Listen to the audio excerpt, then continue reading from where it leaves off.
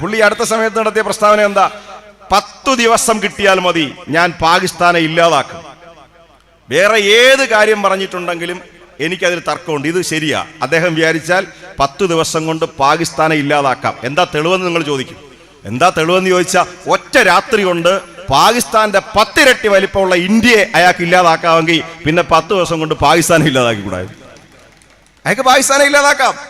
ലോകത്തെ ഏറ്റവും വലിയ സൈന്യമല്ലേ ഇന്ത്യയുടെ കയ്യിലിരിക്കുന്നത്. എന്തിനാ ഈ പാകിസ്ഥാനെ, എന്താ ഈ പാകിസ്ഥാൻ ഇന്ത്യ ആയിട്ടുള്ള പ്രശ്നം? നിങ്ങൾ നോക്കൂ, പാകിസ്ഥാനിലെ സാധാരണ ജനങ്ങളും ഇന്ത്യയിലെ സാധാരണ ജനങ്ങളും തമ്മിൽ എന്താ അമ്മായിയമ്പ പോരുന്നുണ്ടോ? വല്ലതും ഉണ്ടോ? എന്തെങ്കിലും തർക്കമുണ്ടോ അവർ തമ്മിൽ? തർക്കം ഭരണാധികാരികൾ തമ്മിൽ. പാകിസ്ഥാനെ മറുപുറത്ത് സൃഷ്ടിച്ചു നിർത്തിക്കൊണ്ട് മാത്രമേ ഇന്ത്യയിൽ ഹിന്ദു ഏകീകരണം നടത്താൻ പറ്റൂ.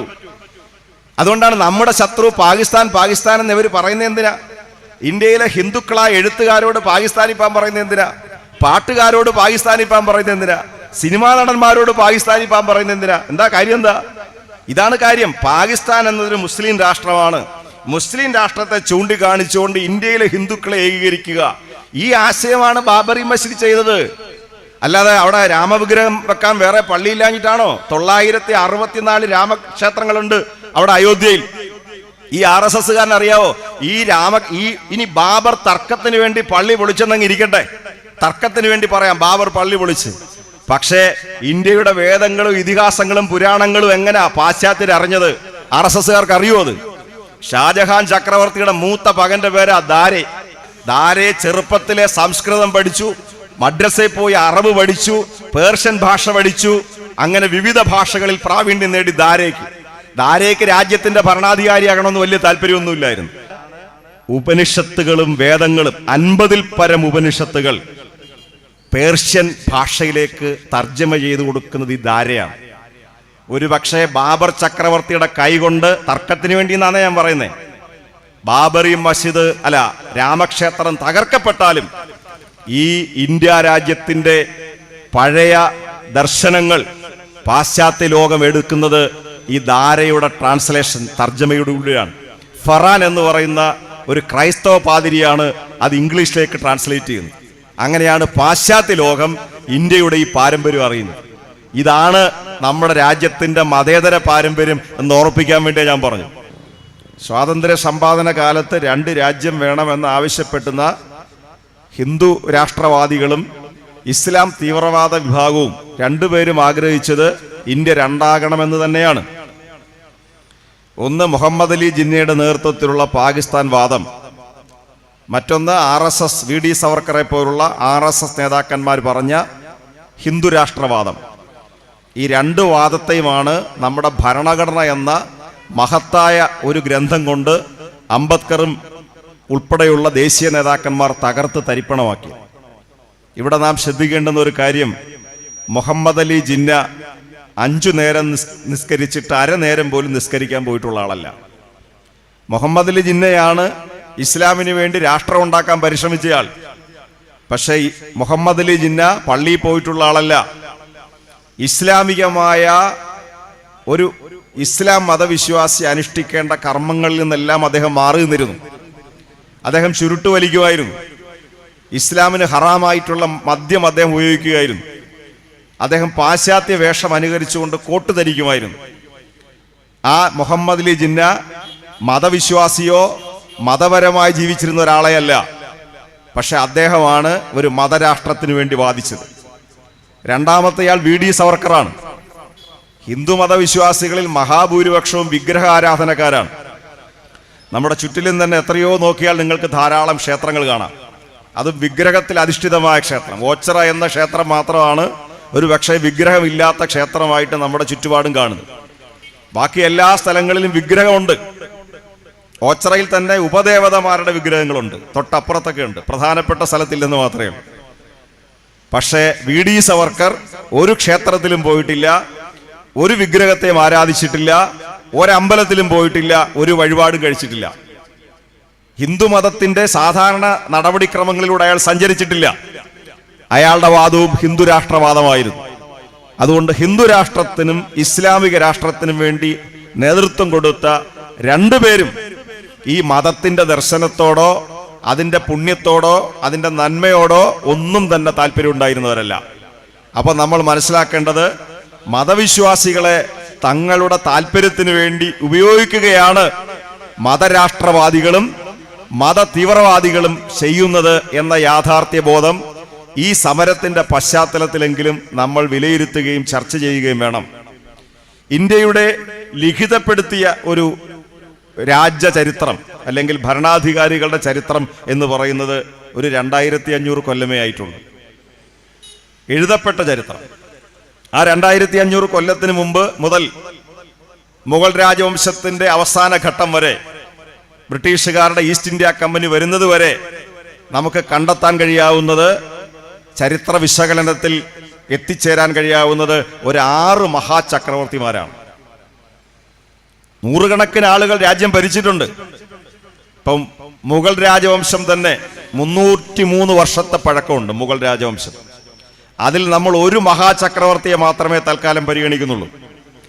അങ്ങനെ പരിഗണിച്ചാൽ ഒരു 6 പേരെയാണ് പരിഗണിക്കാൻ കഴിയുക. അതൊരാൾ ചന്ദ്രഗുപ്ത മൗര്യനാണ്. 2500 കൊല്ലം മുമ്പ് ഭരിച്ചയാൾ. അയാൾ ജൈന മതക്കാരനായിരുന്നു. തൻ്റെ നാട്ടിൽ അവസാനം ക്ഷാമം നേരിട്ടപ്പോൾ, ചന്ദ്രഗുപ്തന്റെ കാലഘട്ട സുവർണകാലം എന്നൊക്കെ ചരിത്രം പറയുന്നുണ്ട്, അങ്ങനെയൊക്കെ ഉണ്ടായിരുന്നു. കുറെ അവസരങ്ങളിൽ അങ്ങനെയൊക്കെ ഉണ്ടായിരുന്നു. പക്ഷേ അവസാനം ക്ഷാമം നേരിട്ടപ്പോൾ ഈ ചന്ദ്രഗുപ്ത മൗര്യൻ നാടുവിട്ടിറങ്ങുകയും അദ്ദേഹം ഈ കർണാടകത്തിലെ ശ്രാവണബൽഗോളയിൽ വന്ന് സമാധിയടയുകയും ചെയ്ത ആളാണ്. അത് കഴിഞ്ഞാൽ നമുക്കൊരു മഹാചക്രവർത്തിയായിട്ട് പരിഗണിക്കാൻ കഴിയാവുന്നത് ചന്ദ്രഗുപ്ത വിക്രമാദിത്യനെയാണ്. ആ ചന്ദ്രഗുപ്ത വിക്രമാദിത്യന്റെ കാലത്താണ് ഭാരതത്തിൽ കലയും ശാസ്ത്രവും എല്ലാം വികസിക്കുന്നത്. അദ്ദേഹം ഒരു ഹിന്ദു ചക്രവർത്തിയായിരുന്നു. ഹിന്ദു ചക്രവർത്തി എന്ന് ഞാൻ ഇപ്പോൾ പറഞ്ഞാൽ അത് ചന്ദ്രഗുപ്ത വിക്രമാദിത്യൻ ജീവിച്ചിരുന്ന കാലത്ത് അദ്ദേഹത്തിന് പോലും അത് മനസ്സിലാവില്ല.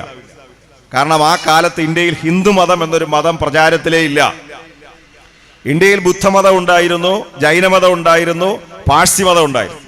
പിന്നീട് കുറെ കാലം കഴിഞ്ഞ് സിഖ് മതം വരുന്നത്, സിഖ് മതം എന്ന് ടാഗോർ വിലയിരുത്തിയ മതം വരുന്നത്. ഇസ്ലാം മതം പോലും പിന്നെയും നൂറ്റാണ്ടുകൾ കഴിഞ്ഞാണ് വരുന്നത്. ക്രൈസ്തവ മതം പോലും അതിന് ശേഷമാണ് വരുന്നത്. പക്ഷെ ഇന്ത്യയിൽ ഹിന്ദു മതം എന്നൊരു മതം അക്കാലത്ത് പരിഗണിക്കപ്പെട്ടിരുന്നില്ല. ഇവിടെ മതം ഉണ്ടായിരുന്നു. അത് ശൈവ മതമാണ്, അത് വൈഷ്ണവ മതമാണ്, അത് ബ്രാഹ്മണ മതമാണ്, അത് വൈദികാരാധനയുടെ സമ്പ്രദായമാണ്. ഇങ്ങനെയൊക്കെയുള്ള മതങ്ങൾ ഇന്ത്യയിലുണ്ടായി. എന്താ ഈ മതം എന്ന് പറഞ്ഞാൽ? മതം എന്ന് പറഞ്ഞാൽ ഇന്ന് നമ്മൾ കാണുന്ന അർത്ഥത്തിലുള്ള ഒരു പ്രയോഗമല്ല അത്. നിങ്ങളുടെ സ്വമതം പറ എന്നൊരാൾ പറഞ്ഞാൽ അതിൻ്റെ അർത്ഥം നിങ്ങളുടെ സ്വന്തം അഭിപ്രായം പറയുക എന്നുള്ളതാണ്. മതമെന്ന് പറഞ്ഞാൽ ഒരു നിലപാടാണ്, ഒരു അഭിപ്രായമാണ്. ഹിന്ദുക്കളുടെ പേരിൽ ഒരു മതം ഇവിടെ ആരും സ്ഥാപിച്ചിട്ടില്ല. ഇവന് എന്തുകൊണ്ടാണ് ചന്ദ്രഗുപ്ത വിക്രമാദിത്യനെ ഞാൻ ഹിന്ദുവായി പരിഗണിച്ചതെന്ന് ചോദിച്ചാൽ, ബ്രിട്ടീഷുകാരുടെ കാലത്താണ് ഈ ഹിന്ദു മതത്തിന് ഒരു ഔദ്യോഗിക നാമം ഉണ്ടാവുന്നത്. ബ്രിട്ടീഷുകാർ സെൻസസ് എടുക്കുന്നതിന് വേണ്ടിയുള്ള പരിശ്രമത്തിനിടയിൽ അവർ ജനങ്ങളെ തരംതിരിക്കാൻ വേണ്ടി മതം വേണം. അപ്പോൾ ബുദ്ധമതത്തിൽപ്പെട്ടവരുണ്ട്, ഇസ്ലാം മതത്തിൽപ്പെട്ടവരുണ്ട്, സിഖ് പാഴ്സി മതത്തിൽപ്പെട്ടവരെല്ലാം ഉണ്ട്. അവർക്കെല്ലാം ഒരു മതമുണ്ട്. പക്ഷെ ഇവിടെ ഈ മതത്തിൽപ്പെടാത്ത എല്ലാവരെയും കൂടി ചേർത്തുകൊണ്ട് ബ്രിട്ടീഷുകാർ പൊതുവായി പരിഗണിച്ചതാണ് ഹിന്ദുമതം. അതുകൊണ്ടാണ് ബ്രാഹ്മണ മതവുമായിട്ട് ഒരു ബന്ധവുമില്ലാത്ത ആദിവാസികൾ നമ്മുടെ രാജ്യത്ത് ഹിന്ദു മതത്തിൽപ്പെടുന്നത്. അങ്ങനെയാണ്. എന്നാൽ ബ്രിട്ടീഷുകാരുടെ കാലത്താണ് ഔദ്യോഗികമായി ഈ ഹിന്ദുമതം എന്നൊരു കൽപ്പന വരുന്നത്. യഥാർത്ഥത്തിൽ അന്നല്ല ഈ ഹിന്ദുമതം എന്ന സംജ കടന്നു വരുന്നത്. ഇവിടെ തമിഴ്നാട്ടിൽ നിന്നൊരാൾ വന്ന് മമ്മുഞ്ഞിക്കയുടെ കടയിൽ ചെന്ന് ഒരു പഴം വേണമെന്ന് പറയുമോ? പറയാൻ പറ്റില്ല. എന്തുകൊണ്ടാ? അയാൾക്ക് ഴ ഉച്ചരിക്കാൻ പറ്റില്ല. അയാൾ ആവശ്യപ്പെടുന്ന ഒരു പളമാണ്. തമിഴ്നാട്ടിൽ ഴ എന്ന ഉച്ചാരണമില്ല. അതുപോലെ പേർഷ്യക്കാർക്ക് ഈ സായിൽ തുടങ്ങുന്ന അക്ഷരങ്ങളില്ല, വാക്കുകളില്ല. സകാരാദി അക്ഷരങ്ങളില്ല, വാക്കുകളില്ല. അതുകൊണ്ട് അവര് ഉച്ചരിക്കുന്നത് ഹകാരാദിയിലാ തുടങ്ങുന്നത്, ഹായിലാ ഒരു വാക്ക് തുടങ്ങുന്നത്. നമ്മളിപ്പോൾ ഴായിലൊരു വാക്ക് തുടങ്ങത്തില്ല. നിങ്ങൾ ശ്രദ്ധിച്ചാൽ മനസ്സിലാവും. മലയാളത്തിൽ ഴായിലൊരു വാക്ക് തുടങ്ങില്ല, ഏതെങ്കിലും ഒരു വാക്കിന്റെ ഇടയിലായിരിക്കും ഴ. അതുപോലെ സായിൽ അവർക്ക് ഒരു വാക്ക് തുടങ്ങാൻ പറ്റില്ല. അതിന് പകരമായിട്ട് അവർ ഉച്ചരിക്കുന്നത് ഹ എന്ന അക്ഷരമാണ്. അതുകൊണ്ടാണ് സിന്ധു നദീക്കരയിൽ താമസിച്ചിരുന്നവരെ, ചെറിയൊരു സംസ്കാരമല്ല അത്, 5000 വർഷങ്ങൾക്ക് മുമ്പ് ബഹുനില കെട്ടിടങ്ങൾ ഉണ്ടായിരുന്ന ഒരു കൾച്ചറാണ് അത്. 5000 വർഷങ്ങൾക്ക് മുമ്പ് അഴുക്കുചാലുണ്ടായിരുന്ന ഒരു സ്ഥലമാണ്. ഇഷ്ടിക ചുട്ടെടുത്ത് ഉപയോഗിച്ചിരുന്ന ഒരു സ്ഥലമാണ്. മൺചട്ടികൾ ചുട്ടെടുത്ത് ഉപയോഗിച്ചിരുന്ന ഒരു കാലഘട്ടമാണ്. 5000 വർഷങ്ങൾക്ക് മുമ്പ്. ചെറിയൊരു സമയമല്ലത്. വലിയ പുരോഗതി രാജ്യത്തുണ്ടായി അന്നത്തെ കാലത്തെ സംബന്ധിച്ചുണ്ടായിരുന്ന ഒരു സംസ്കാരമാണ്. അവരെയാണ്, സിന്ധു നദീതടത്തിൽ പെട്ടവരെയാണ് ഹിന്ദുക്കൾ എന്ന്, അഥവാ ഹിന്ദുസ്ഥാൻ. ഇനി എന്തുകൊണ്ടാണ് ഈ സ്ഥാൻ വന്നത്? നിങ്ങൾ ഇന്ത്യയുടെ ഭൂപടം ഒന്ന് മനസ്സിലാക്കണം. അതിങ്ങനെ തെക്ക് വടക്ക് കിടക്കുകയാണ്. അതിന്റെ വടക്ക് പടിഞ്ഞാറ് സ്ഥലങ്ങളിലാണ് പേർഷ്യൻ സംസ്കാരം എന്ന് പറയുന്നത്. ഉസ്ബെക്കിസ്ഥാൻ, കിർഗിസ്ഥാൻ, പിന്നെ പാകിസ്ഥാൻ, ഇതെല്ലാം ഈ സ്ഥാൻ വരുന്നുണ്ട്. ഈ സ്ഥാൻ എന്ന വാക്ക് പേർഷ്യൻ വാക്കാണ്. ഊര് എന്ന വാക്ക് തമിഴ് വാക്കാണ്. ഇപ്പൊ പുനലൂർ അത് തമിഴ് വാക്കാണ്, ഊര് തമിഴാണ്. അതുപോലെ സ്ഥാൻ എന്ന് പറയുന്നത് പേർഷ്യൻ വാക്കുകളാണ്. അങ്ങനെ അവർ വിളിച്ചതാണ് ഹിന്ദുസ്ഥാൻ. ഇന്ത്യയിലെ സിന്ധു നദിക്കരയിൽ താമസിക്കുന്നവരെയാണ് ഹിന്ദുസ്ഥാൻ എന്ന് വിളിച്ചത്, അല്ലാതെ ഹിന്ദു മതം എന്നൊരു മതമല്ല. അതുകൊണ്ട് വിക്രമാദിത്യ രാജാവിനെ, ചന്ദ്രഗുപ്ത വിക്രമാദിത്യനെ നമ്മൾ ഹിന്ദു ഗണത്തിൽ പെടുത്തുന്നത് അയാൾ ബൗദ്ധനുമല്ല, ജൈനനുമല്ല, ഇസ്ലാമുമല്ല, പാഴ്സി അല്ലാത്തത് കൊണ്ടാണ്.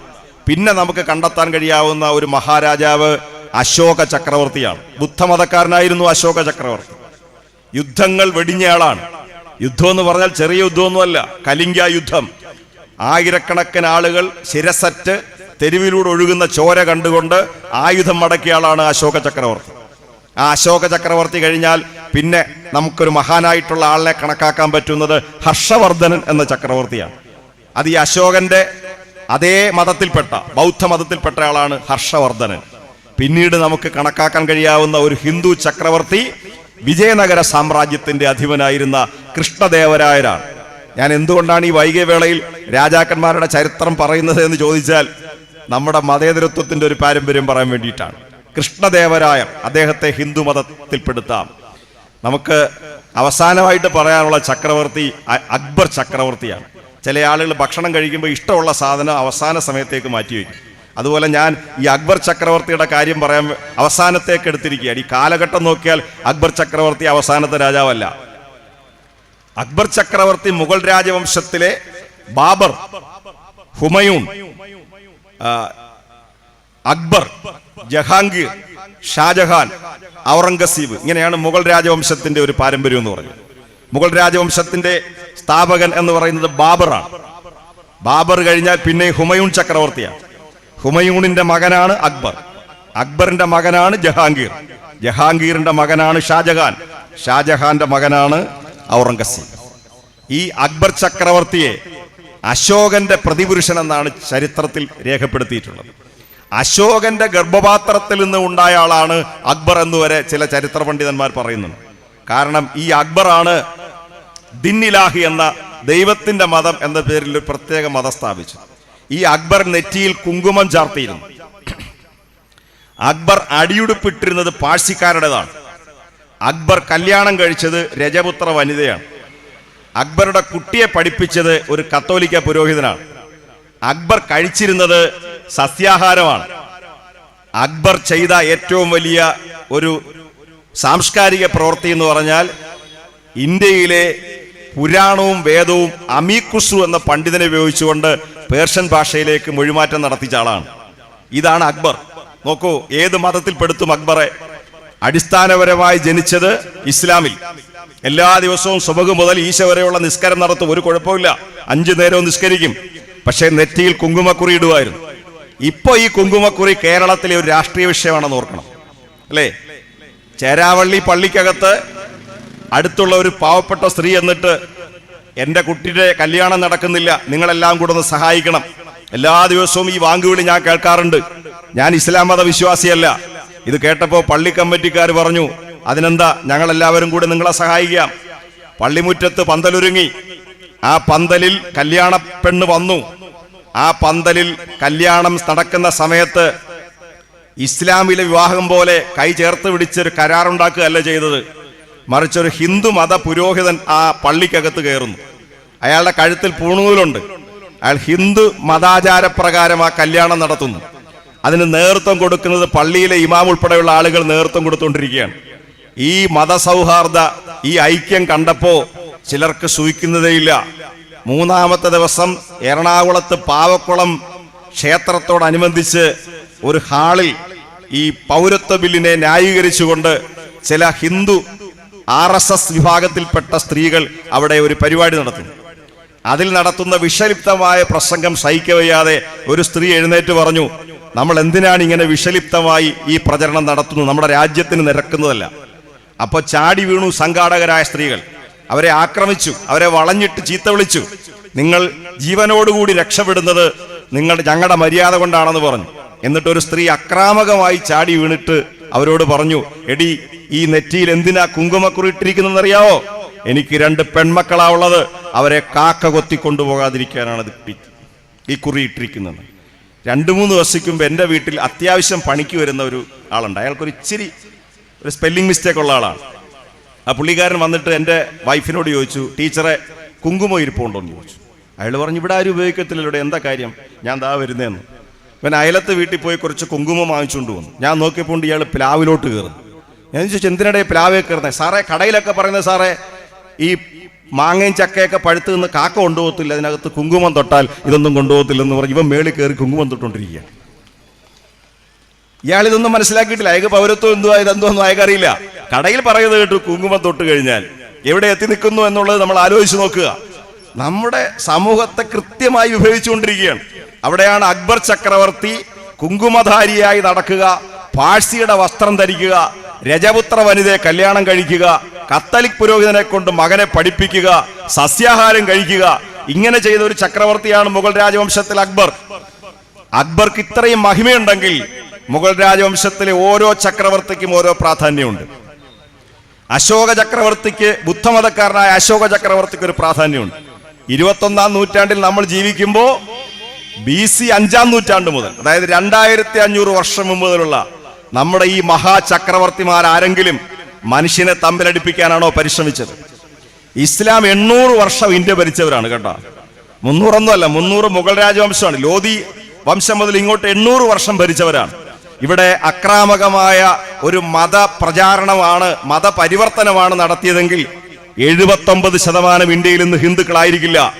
ടിപ്പു സുൽത്താൻ വടക്കേ മലബാറിൽ വന്ന് മതപരിവർത്തനമാണ് നടത്തിയിരുന്നതെങ്കിൽ വടക്കേ മലബാറിൽ ഹിന്ദുക്കൾ കാണില്ലായിരുന്നു. ഓരോ രാജാക്കന്മാരും രാജ്യം ആക്രമിച്ചിട്ടുണ്ട്, അത് ഹിന്ദുക്കൾ തന്നെ ആക്രമിച്ചിട്ടുണ്ട്. ഇപ്പൊ മുഹമ്മദ് ഗസ്നി, അദ്ദേഹം 14 പ്രാവശ്യം സോമനാഥ ക്ഷേത്രം ആക്രമിച്ചിട്ടുണ്ട്. അത് സോമനാഥ ക്ഷേത്രത്തിൽ ഇസ്ലാം മതം അടിച്ചേൽപ്പിക്കാൻ വേണ്ടിയല്ല, രാജ്യത്തിന്റെ സമ്പത്ത് മുഴുവൻ അന്ന് ക്ഷേത്രങ്ങളിനകത്താണ്. ഈ പത്മനാഭസ്വാമി ക്ഷേത്രത്തിന്റെ അടിക്കല്ലിന്റെ അടിയിൽ കോടിക്കണക്കിന് ധനധാന്യങ്ങൾ കിടപ്പുണ്ട്, അല്ലെങ്കിൽ രക്തക്കല്ലുകൾ കിടപ്പുണ്ടെന്നൊക്കെ പറഞ്ഞ ചർച്ച വരുന്നില്ലേ? എവിടുന്നാ ഇത്? തിരുവിതാംകൂർ രാജവംശത്തിന്റെ സ്വത്താണത്, എന്ന് പറഞ്ഞാൽ സർക്കാരിന്റെ സ്വത്താണത്. ഈ സ്വത്ത് പണ്ട് എല്ലാ ക്ഷേത്രങ്ങളുമായി ബന്ധപ്പെട്ടുണ്ടായിരുന്നു. ഇവിടെ തൊട്ടപ്പുറത്തല്ലേ തേവലക്കര ക്ഷേത്രം. നിങ്ങൾക്കത് ഇപ്പൊ കാണുമ്പോൾ ലളിതമായിട്ട് തോന്നും. ആ തേവലക്കര ക്ഷേത്രം പോർട്ടുഗീസുകാർ എത്ര തവണ ആക്രമിച്ചിട്ടുണ്ടെന്നറിയാവോ? ഈ ഇടപ്പള്ളി കോട്ടയിലും കുറ്റിവട്ടത്തു കൂടി പോർട്ടുഗീസ് സൈന്യം കിഴക്കോട്ട് പോയിട്ടുണ്ട്. അന്ന് ഈ റോഡൊന്നും ഉണ്ടായിരുന്നില്ല. ഈ റോഡൊന്നും അല്ല.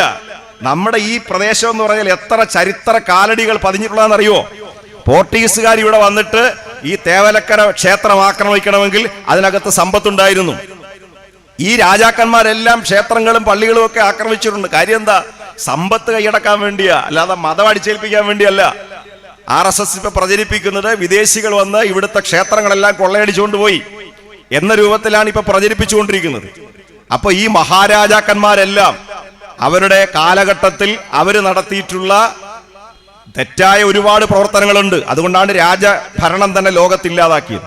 1789 ഫ്രഞ്ച് വിപ്ലവത്തോടുകൂടിയാണ് ലോകത്ത് രാജഭരണം ഇല്ലാതാക്കുന്നത്. കാരണം തലമുറയായിട്ടുള്ള ഈ മാറ്റമല്ല ജനാധിപത്യത്തിലേക്ക് വരുന്നത്. സ്വാതന്ത്ര്യവും ജനാധിപത്യവും സോഷ്യലിസവും ഒക്കെ വരുന്നത് അങ്ങനെ 1789 ഫ്രഞ്ച് വിപ്ലവത്തോടുകൂടിയാണ്. അപ്പോൾ ഈ പാരമ്പര്യം നമുക്ക് നിലനിൽക്കുകയാണ്. ആ പാരമ്പര്യത്തിന്റെ തുടർച്ചയാണ് നമ്മളെ സംബന്ധിച്ച് നമ്മുടെ ഭരണഘടന.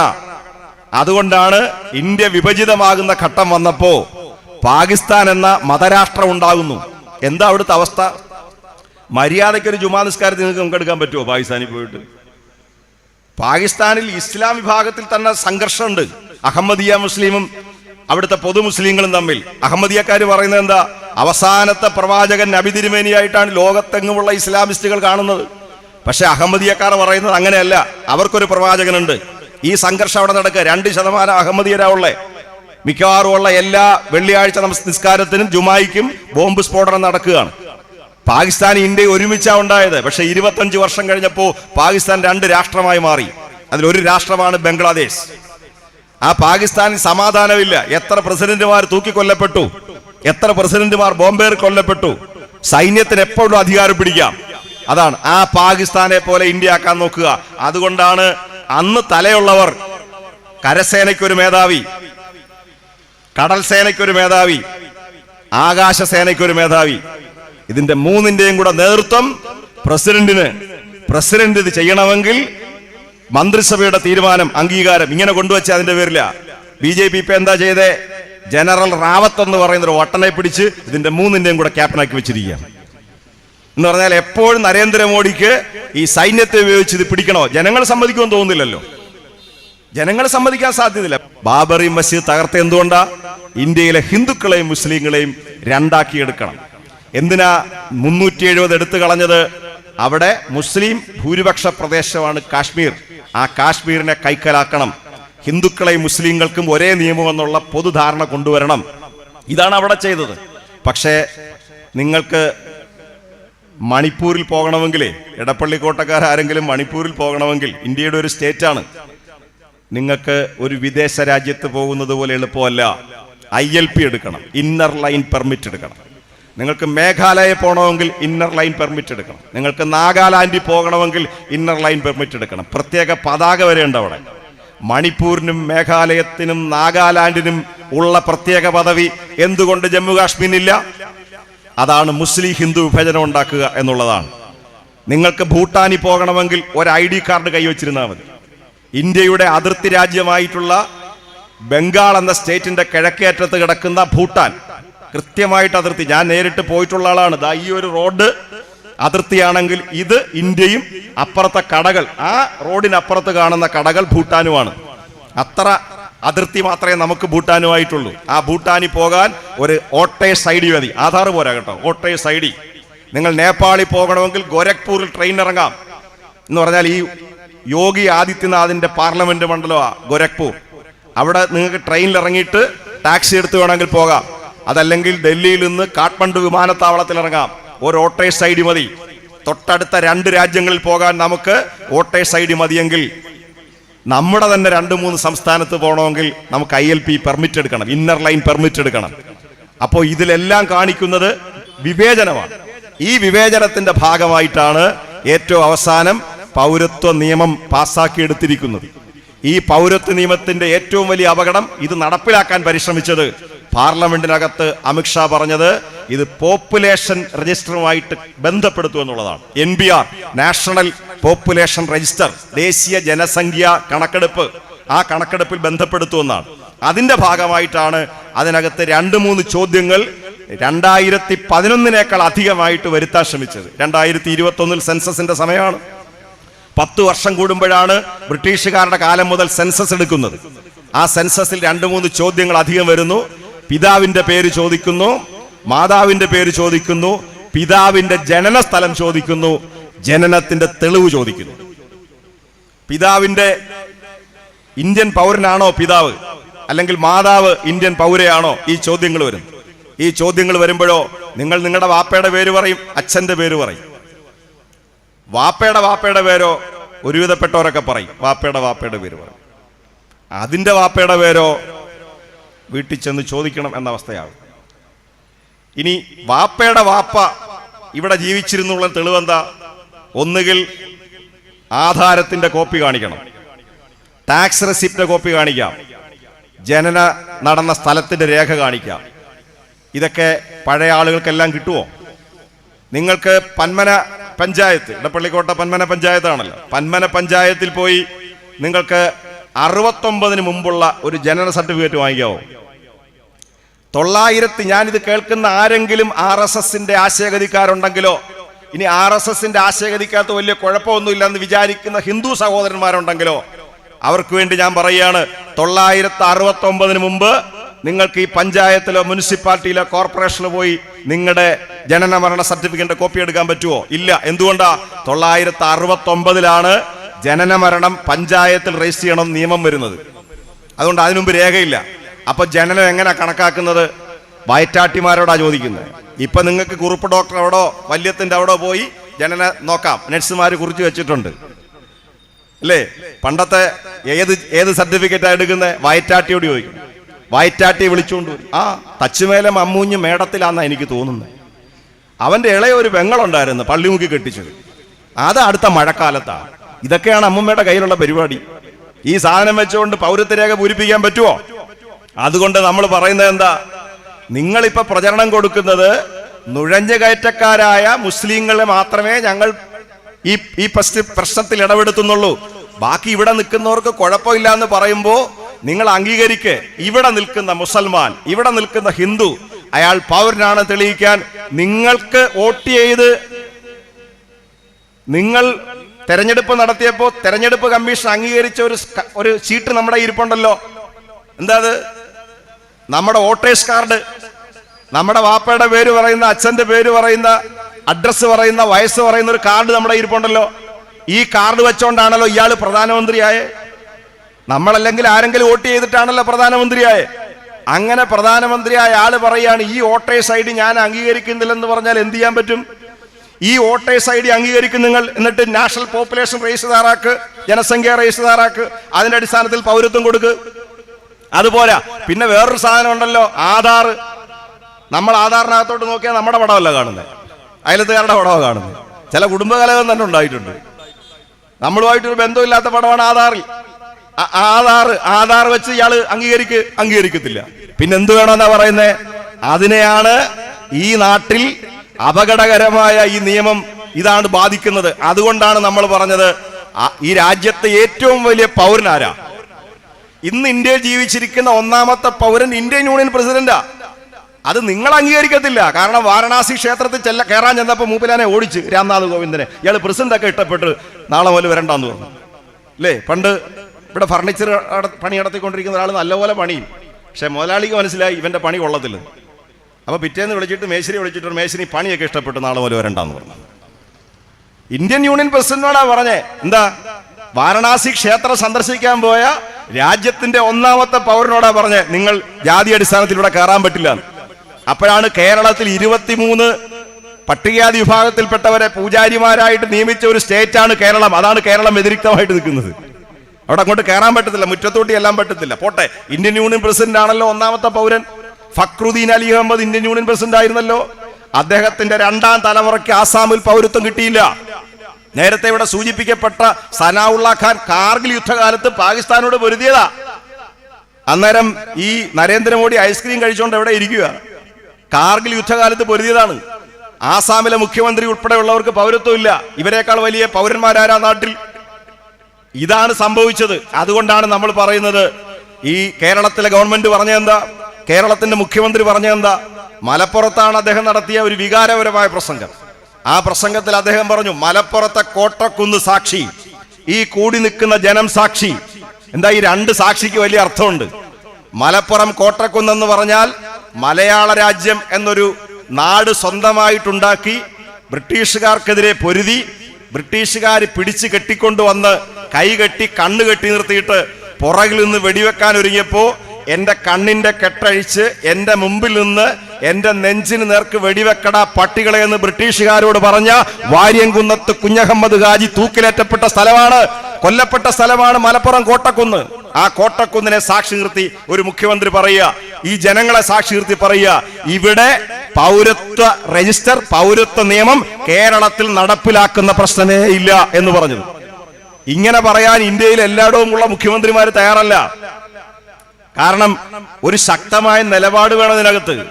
ആ നിലപാടെന്ന് പറഞ്ഞു കഴിഞ്ഞാൽ എടുത്തിരിക്കുന്ന ആശയം ശരിയോ തെറ്റോ എന്ന് ചാഞ്ചാട്ടം ഉണ്ടാകാൻ പാടില്ല. ഇന്ത്യ രാജ്യത്ത് 20 കോടി മുസ്ലിം ഉണ്ട്. ആ 20 കോടി മുസ്ലിങ്ങളിൽ കേരളത്തിൽ ഒരു 80-85 ലക്ഷം മുസ്ലിംസ് ഉണ്ട്. ഈ കേരളത്തിലെയും ഇന്ത്യയുടെയും ദേശീയ സ്വാതന്ത്ര്യ സമരത്തിലും രാജ്യത്തിന്റെ ചരിത്രത്തിലും ഹിന്ദുക്കളും മുസ്ലിങ്ങളും ഒരുമിച്ച് നിന്ന പോരാട്ടം നടത്തിയത്. ആ പോരാട്ടത്തിന്റെ ദീർഘകാല പാരമ്പര്യത്തിൽ പെടുന്നവരാണ് നമ്മുടെ രാജ്യത്തെ ഇസ്ലാമും ഹിന്ദുക്കളും അല്ല. അതുകൊണ്ട് ഇവരെ വേർതിരിച്ചു കൊണ്ടുള്ള നിയമം പാടില്ല. അടുത്തൊരു പ്രധാനപ്പെട്ട പ്രശ്നം, ഇന്ത്യ ഒരു മതേതര രാഷ്ട്രമാണ്. ആ മതേതര രാഷ്ട്രത്തിൽ മതം അടിസ്ഥാന ഘടകമായിട്ട് മാറാൻ പാടില്ല. മതം നിങ്ങളുടെ വ്യക്തിപരമായ കാര്യമാണ്. നിങ്ങൾ ഇസ്ലാമാണ് നല്ലത്, ഇസ്ലാമിൽ വിശ്വസിക്കുക. ഹിന്ദുവാണ് നല്ലത്, അതിൽ വിശ്വസിക്കാം. ഏത് മതമാണ് നല്ലതെന്ന് അവരവർ തീരുമാനിക്കുക. അതിന്റെ ആചാരങ്ങൾ അനുഷ്ഠിക്കുക. അതോടൊപ്പം മറ്റു മതങ്ങൾ, ഇവിടെ ഞാൻ മിക്കവാറും തിരുവനന്തപുരം യാത്ര നടത്തിക്കൊണ്ടിരിക്കുന്ന ഒരാളാണ്. നമ്മുടെ ആ കടുവാപ്പള്ളിയുടെ മുമ്പിൽ വന്നു കഴിഞ്ഞാൽ എത്ര ആളുകൾ ആ വണ്ടി നിർത്തി പൈസ ഇട്ട് കൊടുക്കും. ഇപ്പൊ 3 പേരാ അവിടെ വടിയും കൊണ്ട് നിൽക്കുന്ന പൈസ പിടിക്കാൻ. നേരത്തേക്ക് ഒരാളായിരുന്നു. ഒരു മതം ആൾ നോക്കുന്നില്ല, എല്ലാവരും അവിടെ പൈസ ഇട്ട് കൊടുക്കും. വളരെ ചുരുക്കം ചില RSSകാർ മാത്രമേ ഉള്ളൂ പൈസ ഇടാതെ. പിന്നെ പള്ളിയിൽ എന്തിനാ കാശെന്ന് ചോദിക്കുന്ന അത്യാവശ്യം കുറച്ച് പേരും അതിൽ നിന്ന് ഒഴിഞ്ഞു പോയിക്കും. അല്ലാതെ ഒരുപാട് പേര് പൈസ ഇട്ട് കൊടുക്കുന്നുണ്ട് അവിടെ ഈ കടുവാപ്പള്ളിയിൽ. ഇത് നമ്മുടെ ഒരു രീതിയാണത്. അതിൽ അങ്ങനെ ഹിന്ദുവായിരിക്കുമ്പോൾ തന്നെ ഇസ്ലാമിനോട് താല്പര്യം കാണിക്കാം, ഇസ്ലാമിന്റെ ചില ആശയങ്ങൾ കൈക്കൊള്ളാം. ചിലർ നോമ്പ് പിടിക്കുന്നവരുണ്ട്, ഹിന്ദുവായിട്ടിരിക്കുമ്പോൾ തന്നെ നോമ്പ് പിടിക്കുന്നവരുണ്ട്, ഹിന്ദുവായിട്ടിരിക്കുമ്പോൾ തന്നെ നിസ്കരിക്കുന്നവരുണ്ട്, ഹിന്ദുവായിട്ടിരിക്കുമ്പോൾ തന്നെ ഇസ്ലാമിന്റെ പല നടപടിക്രമങ്ങളും പാലിക്കുന്നവരുണ്ട്, ഇസ്ലാമായിട്ടിരുന്നുകൊണ്ട് തന്നെ സ്ഥലത്തെ ക്ഷേത്രത്തിന് പണം കൊടുക്കുന്നവരുണ്ട്, ഇസ്ലാമായിട്ടിരുന്നുകൊണ്ട് തന്നെ ചില പ്രത്യേക അവസരത്തിൽ ക്ഷേത്രത്തിൽ വഴിപാട് കഴിക്കുന്നവരുണ്ട്. വിഗ്രഹാരാധന പാടില്ലെങ്കിൽ പോലും ഒരു പൊതു ധാരണയുടെ അടിസ്ഥാനത്തിൽ ചെയ്യുന്ന ഒരുപാട് ഇസ്ലാം മത വിശ്വാസികളുണ്ട്. ഇതെല്ലാം അറുത്തു മാറ്റാൻ RSSകാരന്റെ 4 പ്രയോഗം കൊണ്ട് നടക്കത്തില്ല. ഇതൊക്കെ അറുത്തു മാറ്റാതിരിക്കത്തക്കവണ്ണം പേർത്തും ചേർത്ത് വച്ചിരിക്കുന്ന ജന്മങ്ങളാ ഈ ഹിന്ദുക്കളും മുസ്ലിങ്ങളും എന്ന് പറഞ്ഞാൽ ഇന്ത്യ നാട്ടിൽ. അതിനെയൊന്നും നിങ്ങളുടെ ഈ വർഗീയത കൊണ്ട് അറുത്തു മാറ്റാൻ പറ്റത്തില്ല. അതാണ് കേരളത്തിന്റെ മുഖ്യമന്ത്രി ഉൾപ്പെടെയുള്ളവർ പറയുന്നത്. നമ്മൾ ഒരുമിച്ച് നിൽക്കുക. പച്ചയാം വിരിപ്പിട്ട് സഹ്യനിൽ തലചാച്ചു നിൽക്കുന്ന ഈ കൊച്ചു കേരളം കക്ഷി രാഷ്ട്രീയം തൽക്കാലം മാറ്റിവെക്കുക. നിങ്ങളുടെ കൊടികൾ വെച്ച് നമുക്ക് പിന്നെ തർക്കിക്കാം. തെരഞ്ഞെടുപ്പുകളൊക്കെ വരട്ടെ, നമുക്ക് തർക്കിക്കാം. ഇവിടെ തർക്കത്തിനുള്ള സമയമല്ല. ഈ നാട് നശിക്കാൻ പോവുകയാണ്, ഈ നാട് കുത്തൊഴുക്കിൽപ്പെട്ടു പോവുകയാണ്. ഇവിടെ എല്ലാവരും ഒരുമിച്ച് ജീവിക്കുക എന്നുള്ളതാണ്. വിദേശത്ത് പോയി നമ്മുടെ 40 ലക്ഷം ആളുകൾ പണിയെടുക്കുന്നുണ്ട്. അത് ഗൾഫ് രാഷ്ട്രങ്ങളിലും അമേരിക്ക ഉൾപ്പെടെയുള്ള നാടുകളിൽ. അവിടുന്ന് പണം ഇങ്ങനെ വരികയാണ് ഈ കേരളത്തിലേക്ക്. ആ പണമാണ് ഇവിടെ റോഡായി മാറുന്നത്, ഇവിടെ കെട്ടിടങ്ങളായിട്ട് മാറുന്നത്, മാളുകളായിട്ട് മാറുന്നത്. RSS ഇപ്പൊ ശാഖകളൊക്കെ പഠിപ്പിച്ചുകൊണ്ടിരിക്കുന്നത് പുതിയാവിലുള്ള താജ്മഹൽ പള്ളിയുണ്ടല്ലോ, അത് അണ്ടിമുക്ക് ശാഖയുടെ കാര്യാലയമാക്കി മാറ്റാൻ വെച്ചിരിക്കുക. പിന്നെ ലുലു മാൾ, അത് നമുക്ക് കിട്ടുമെന്നാണ് പറഞ്ഞിരിക്കുന്നത്. മനുഷ്യൻ വിയർപ്പൊഴുക്കി പണിയെടുത്ത് നേടിയിട്ടുള്ള ഈ സാധനങ്ങളൊക്കെ ഒരു നിയമത്തിന്റെ പേരിൽ തിരിച്ചു പിടിക്കാവുന്ന അവരൊക്കെ ധരിച്ചു വെച്ചിരിക്കുന്നു. അങ്ങനെയൊന്നും ആരും അങ്ങോട്ടും ഇങ്ങോട്ടും ധരിക്കണ്ട. ഇസ്ലാമിന്റെ എടുക്കാവുന്ന ഹിന്ദുവോ, ഹിന്ദുവിന്റെ എടുക്കാവുന്ന ഇസ്ലാമോ, ഇതൊക്കെയാണ് ഈ ശാഖകളിലൊക്കെ പഠിപ്പിച്ചു കൊടുക്കുന്നത്. ഇതിന് ബദലായിട്ടൊരു ഇസ്ലാം, ഞാൻ പലയിടത്തും അത് പറയാറുണ്ട്, പലർക്കും അത് സൂചിക്കുന്നു എന്ന് എനിക്കറിയില്ല. ഇതിന് ബദലായിട്ടൊരു ഇസ്ലാമിക തീവ്ര സ്വഭാവം അല്ല കാണിക്കണ്ടേ. ചിലയിടത്തൊക്കെ അങ്ങനെയാ കാണിക്കാൻ പരിശ്രമിക്കും. അതാണ് RSS ആഗ്രഹിക്കുന്നത്. RSS ആഗ്രഹിക്കുന്നത് ഇസ്ലാം മുദ്രാവാക്യം വിളിക്കണം ഇതിനകത്ത്, എന്നിട്ട് ഹിന്ദുക്കളെ കോർത്തെടുക്കണം. അങ്ങനെയല്ല. അങ്ങനെ പോയാൽ ഇതുകൊണ്ട് യാതൊരു ഗുണവും ഉണ്ടാവത്തില്ല. ജനങ്ങൾ ഒരുമിച്ച് നിൽക്കലാണ്. മതം എന്ന് പറയുന്ന അവരവരുടെ വ്യക്തിപരമായ കാര്യങ്ങൾ, അവരവരുടെ സമൂഹത്തിന്റെ പ്രശ്നങ്ങൾ, ആചാരപ്രകാരമുള്ള കാര്യങ്ങളൊക്കെ അവരവർ നടത്തും. നമ്മുടെ മുമ്പിൽ ഒരു ചരിത്രം കിടപ്പുണ്ട്. നേരത്തെ ഇവിടെ വിശദീകരിക്കപ്പെട്ട ജർമ്മനിയുടെ ചരിത്രം കിടപ്പുണ്ട്. ആദ്യമൊക്കെ തമാശയായിട്ട് ആളുകൾക്ക് തോന്നി. ജർമ്മനിയിൽ വേറൊരു പ്രശ്നം ഉണ്ടായിരുന്നു. ജർമ്മനിയിൽ ഈ ജാതി ഇല്ലായിരുന്നു. ജർമ്മൻ ആര്യന്മാരെന്ന് പറഞ്ഞാൽ ഒറ്റ വംശമായിട്ടാണ് ഹിറ്റ്ലർ കണക്കാക്കി. പക്ഷെ ഇന്ത്യയിൽ ഹിന്ദുക്കൾ എന്ന് പറഞ്ഞാൽ ഒറ്റ വംശമല്ല. ഇപ്പം ആസാമിൽ പുറത്താക്കപ്പെട്ട 12 ലക്ഷം ഹിന്ദുക്കളില്ലേ, അതിനകത്ത് മഹാഭൂരിപക്ഷം വരുന്ന നാമശൂദ്ര വിഭാഗക്കാരാ. ആരായി നാമശൂദ്രർ? ചണ്ടാളന്മാരെന്ന് പറയും. അതായത് ബ്രാഹ്മണൻ, ക്ഷത്രിയൻ, വൈശ്യൻ, ശൂദ്രൻ, ഈ 4 വർണ്ണങ്ങളിൽ പെടാത്ത ആളുകളാണ് ചണ്ടാളർ. ആ ചണ്ടാളർ ജാതിയില്ല. അതുകൊണ്ടാണ് മഹാത്മാഗാന്ധി അവർക്ക് ഹരിജൻ എന്ന പേര് കൊടുത്തത്. അപ്പോ അവരുടെയൊക്കെ അച്ഛനാരാ? ഹരിയാണ്. ഹരി എന്ന് പറഞ്ഞാൽ ആരാ? വിഷ്ണുവാണ്. അതുകൊണ്ടാണ് ഡോക്ടർ അംബേദ്കർ ഗാന്ധിയോട് ചോദിച്ചത്, ഞങ്ങൾക്ക് അച്ഛനില്ല, എല്ലാവർക്കും കൂടെ ഒരു അച്ഛനാവുള്ള വിഷ്ണു, കണക്കിന് നിങ്ങളുടെയൊക്കെ തന്തമാരുടെ പേരെന്തോന്ന് ചോദിച്ചു. അംബേദ്കറുടെ ഈ ചോദ്യം ചെറിയ ചോദ്യമല്ല. ചോദിച്ചിരിക്കുന്നത് ബുദ്ധൻ കഴിഞ്ഞാൽ ഇന്ത്യ നൽകിയ ഏറ്റവും വലിയ മഹാത്മാവിനോടാ ചോദിച്ചത്. 5 ഡോക്ടറേറ്റ് എടുത്ത ആളാ അംബേദ്കർ. ഇവിടെ ഒരെണ്ണം എടുക്കാൻ പറ്റ പാട് നമുക്കറിയാം. 5 ഡോക്ടറേറ്റ് എടുത്ത ആളാണ് ഈ ദളിതനായിട്ടുള്ള അംബേദ്കർ. ആ അംബേദ്കറാണ് മഹാത്മാഗാന്ധിയോട് പറഞ്ഞത്, ഇവരെ നിങ്ങൾ ഹരിയൻ എന്ന് വിളിക്കരുത്. 10 ലക്ഷം പട്ടികാധികാരിയുമായിട്ട് ബുദ്ധമതത്തിലേക്ക് അംബേദ്കർ പോയ അതുകൊണ്ടാ. ഓരോരുത്തരുടെയും പൊന്നു പിച്ചളയായപ്പോൾ അതിന്റെ കാരണം എന്താണെന്ന് പരിശോധിച്ചോണം. മറ്റു മതക്കാരെ അല്ല കുറ്റപ്പെടുത്തേണ്ടത്. ഓരോരുത്തരുടെയും പൊന്നു പിച്ചളയായപ്പോയതിന് പണിക്കാരനെ കുറ്റപ്പെടുത്തരുത്. ജാതിയും തീണ്ടലും തൊടിയിലും അനാചാരവും. ഈ റോഡിലൂടെ, ബ്രാഹ്മണൻ നടക്കുന്ന റോഡിലൂടെ മനുസ്മൃതിക്കകത്ത് എഴുതി വെച്ചിരിക്കുന്നത് എന്താണെന്നറിയാവോ? ബ്രാഹ്മണന്റെ അടുത്തിരുന്നാൽ, ദളിതൻ ഇരുന്നാൽ ആ പ്രശ്നം കണ്ടിച്ചു കളയണമെന്നാ. ബ്രാഹ്മണനോടൊരു പാതകം ചെയ്ത കൈ അറുത്ത് കളയണമെന്നാ. ബ്രാഹ്മണന്റെ പിള്ളാരിരുന്ന് ഈ വേദം ഓതിക്കൊണ്ടിരിക്കുമ്പോൾ അതിന്റെ അടുത്തൂടെ പോവുകയും ശൂദ്രന്റെ കാതിൽ അത് കേൾക്കുകയും ചെയ്താൽ ഈയമെന്ന ലോഹം ഉരുക്കി ചെവിയിൽ ഒരുക്കി കൊടുക്കണമെന്നാണ്. മറയ്ക്കാൻ ഇവർക്ക് അവകാശമില്ല. തൊട്ടുകൂടാത്തവർ, തീണ്ടിക്കൂടാത്തവർ, ദൃഷ്ടിയിൽപ്പെട്ടാലും ദോഷമുള്ളവർ, കെട്ടില്ലാത്തവർ, തമ്മിലുണ്ണാത്തവർ, ഒട്ടല്ല ഹോ ജാതി കോമരങ്ങൾ. ഇതാണ് കുമാരനാശാൻ കണ്ട കേരളം. അതുകൊണ്ട് ജാതിപരമായ പീഡനം അനുഭവിച്ചിരുന്ന ഒരു സമൂഹമാണത്. അതിനെ ഹിന്ദു മതത്തിന്റെ പേരിൽ കോർത്തെടുക്കുന്നുവെങ്കിൽ മറ്റു മതവിരോധത്തിന്റെ പേരിലല്ല അത് കോർത്തെടുക്കേണ്ടുന്നത്. ജാതിയും തീണ്ടലും തൊടിയിലും തൊട്ടുകൂടായ്മയെ മാറ്റിവെച്ചിട്ട് ഒരു ജനസമൂഹത്തെ നിങ്ങൾക്ക് ചേർത്ത് നിർത്താൻ പറ്റുമോ? ഇത് മനസ്സിലാക്കിയിട്ടാണ് സാക്ഷാൽ വിവേകാനന്ദൻ, BJP-ക്കാർക്ക് ഒട്ടും തർക്കമില്ലാത്ത ആളാണല്ലോ വിവേകാനന്ദൻ. ഞാൻ പറഞ്ഞ് അവസാനിപ്പിക്കുന്നു. ആ വിവേകാനന്ദൻ അമേരിക്കയിൽ പോയി നടത്തിയ പ്രസംഗം മാത്രം മതി RSSന് മറുപടി പറയാൻ. വിവേകാനന്ദൻ അമേരിക്കയിൽ ചെന്ന് പ്രസംഗം തുടങ്ങുമ്പോൾ ആളുകൾ കൂവി വിട്ടു കേട്ടോ. 5 മിനിറ്റേ പ്രസംഗിക്കാൻ പറ്റൂ. ഞങ്ങളൊക്കെ ഇവിടെ കാണിക്കുന്ന അധിക പ്രസംഗമൊന്നും വിവേകാനന്ദന് കാണിക്കാൻ പറ്റത്തില്ല. കാരണം 6000 മതവിശ്വാസികൾ ഇരിക്കുന്ന ലോകത്തെ ഏറ്റവും വലിയ പ്രധാനപ്പെട്ട യോഗം 5 മിനിറ്റ് ഒരാൾക്ക് പ്രസംഗിക്കാൻ. വിവേകാനന്ദൻ കയറിയിട്ട് ആദ്യം പ്രസംഗിച്ചു, കൂവി വിട്ടു. രണ്ടാമതൊരു ഒരു ഒരു മദാമ്മയുടെ സഹായത്തോടു കൂടി പ്രസംഗിച്ചു. വിവേകാനന്ദന്റെ ആദ്യ വാക്കിതാണ്, my brothers and sisters of America. എൻ്റെ സഹോദരി സഹോദരന്മാരെ, അമേരിക്കയിലെ എൻ്റെ സഹോദരി സഹോദരന്മാരെ. അവിടെ എല്ലാവരും പ്രസംഗിച്ചെന്താ അറിയോ? Ladies and gentleman. അതിനകത്തൊരു അകൽച്ചയുണ്ട്. ഈ ചെറുപ്പക്കാരൻ കയറി എന്ന് പ്രസംഗിച്ചു കഴിഞ്ഞപ്പോൾ ആളുകൾ ശ്രദ്ധിച്ചു. എന്താ അയാൾ പറയുന്നത്? അയാൾ പറഞ്ഞു, ഐ ആം കമ്മിങ് ഫ്രം ആർഷഭാരത്. ഞാൻ ആർഷഭാരതത്തിൽ നിന്നാണ് വരുന്നത്. അപ്പൊ മുമ്പ് ഇരുന്ന ആളുകൾ നോക്കി, എന്തുവിടെ ഈ ആർഷഭാരതം? ഭാരതം കേട്ടിട്ടുണ്ട്, ഇന്ത്യ കേട്ടിട്ടുണ്ട്. അപ്പം വിവേകാനന്ദൻ ഒരു വിശദീകരണം കൊടുത്തു. 1-2 വാചകത്തിൽ. ലോകത്ത് പല സ്ഥലങ്ങളിലും മതത്തിന്റെ പേരിൽ മതവിശ്വാസികൾ അട്ടിയോടിക്കപ്പെടുമ്പോൾ എല്ലാ മതങ്ങൾക്കും സ്വാഗത കവാടം തുറന്നിട്ട് കൊടുക്കുന്ന ഒരു രാജ്യം കിഴക്ക് ദിക്കിലുണ്ട്, പൗരസ്ത്യ നാട്ടിലുണ്ട്. അതിന്റെ പേരാണ് ഭാരതം. ഞാൻ അവിടെ നിന്നാണ് വരുന്നത്. അങ്ങനെയാണെങ്കിൽ വിവേകാനന്ദന്റെ ഈ മിന്നാന്തോട്ടിൽ അമ്പലത്തിൽ കല്യാണം നടക്കുമ്പോൾ RSSകാരിക്ക് കൊടുക്കുന്നത് വിവേകാനന്ദന്റെ പടമില്ലേ? ആ വിവേകാനന്ദന്റെ പടം വെച്ച് കൊടുക്കുമ്പോൾ ഈ വിവേകാനന്ദൻ സർവമത സാരവും ഏകമെന്ന് പറഞ്ഞ ഒരാളാണെന്ന് കാണണ്ടേ? ആ വിവേകാനന്ദൻ ഉയർത്തിവിട്ട ഒരു ദർശനമല്ലേ ഇന്ത്യയിലെ ഹിന്ദുക്കൾ പാലിക്കേണ്ടുന്നത്? അതോ VD സവർക്കർ കൊടുത്തുവിട്ടതാണോ? ഈ വിവേകാനന്ദന്റെ ഗുരുവാണ് ശ്രീരാമകൃഷ്ണ പരമഹംസൻ. വിവേകാനന്ദനും ശ്രീരാമകൃഷ്ണ പരമഹംസനും മഹാത്മാഗാന്ധിയും അംബേദ്കറും ഈ രാജ്യത്തെ ആചാര്യന്മാരുമെല്ലാം പഠിപ്പിച്ചൊരു പാഠം മറ്റു മതങ്ങളെ സഹിഷ്ണുതയോട് കാണുക എന്നുള്ളതാണ്. മതത്തെ രാജ്യത്ത് ജീവിക്കാനുള്ള ഒരു അടിസ്ഥാന ഘടകമായി മാറ്റരുത്. അതുകൊണ്ടാണ് ഹിന്ദു സഹോദരങ്ങൾ ഇക്കാര്യത്തിൽ ഒരുമിച്ച് നിൽക്കണമെന്ന് പറയുന്നത്. ഇത് ഏതെങ്കിലും മുസ്ലിമിനെ രാജ്യത്ത് നിന്ന് ചാടിച്ച് ഈ രാജ്യത്ത് സമ്പത്ത് കൈയടക്കാമെന്നുള്ള പ്രചരണത്തിന് കുടുങ്ങിപ്പോകാൻ പാടില്ല. വിദേശ രാജ്യങ്ങളിൽ നിന്ന് വരെ പണം 5 നേരം നിസ്കരിക്കുന്ന ഇസ്ലാമിന്റെ ഫാക്ടറികളിൽ നിന്നാണെന്നുള്ളത് ഓർക്കുന്നത് നല്ലതാണ്. അങ്ങനെ ഈ രാജ്യത്തിന്റെ സമ്പത്ത് എന്ന് പറഞ്ഞാൽ പലരാലും കൊടുക്കൽ വാങ്ങലിലൂടെ നേടിയതാണ്. നമ്മൾ അങ്ങോട്ട് പോയി പണിയെടുക്കും, അവരിങ്ങോട്ട് വന്ന് മെനക്കെടും. ഇതെല്ലാം ഉള്ളതാണ് ഈ രാജ്യം. അതുകൊണ്ട് എല്ലാ മതങ്ങളും, ഗാന്ധിജിയുടെ ഭാഷയിൽ പറഞ്ഞാൽ, ഒരു രാജ്യത്തെ മുഴുവൻ ആളുകളും ഒരു മതത്തിൽപ്പെട്ടവരാണെങ്കിലും അതൊരു മതരാഷ്ട്രമായി പരിഗണിക്കുന്നത് ശരിയല്ല എന്ന് പറഞ്ഞ ആളാണ് മഹാത്മാഗാന്ധി.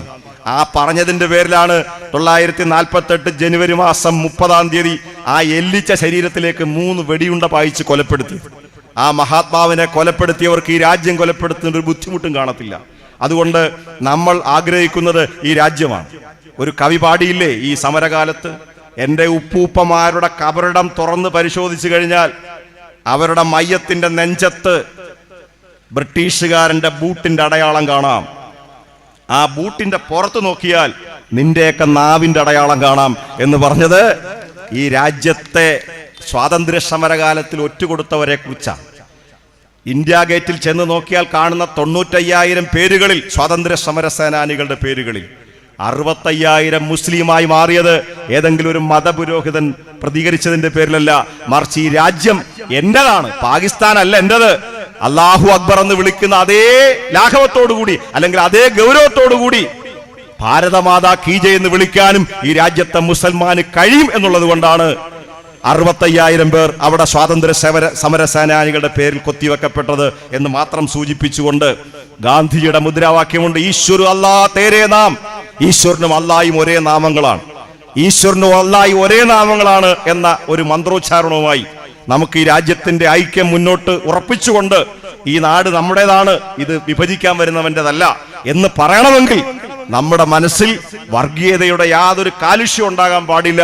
എല്ലാവരെയും ഒരുമിച്ച് തീർത്തുകൊണ്ടുള്ള ഒരു പോരാട്ടത്തിന് മുൻകൈയെടുക്കണമെന്ന് മാത്രം അഭ്യർത്ഥിച്ചുകൊണ്ട് ഈ ചടങ്ങിൽ പങ്കെടുക്കാൻ കഴിഞ്ഞതിലുള്ള സന്തോഷം അറിയിച്ചുകൊണ്ട് അഭിവാദ്യങ്ങൾ അർപ്പിച്ചുകൊണ്ട് അവസാനിപ്പിക്കുന്നു. നന്ദി.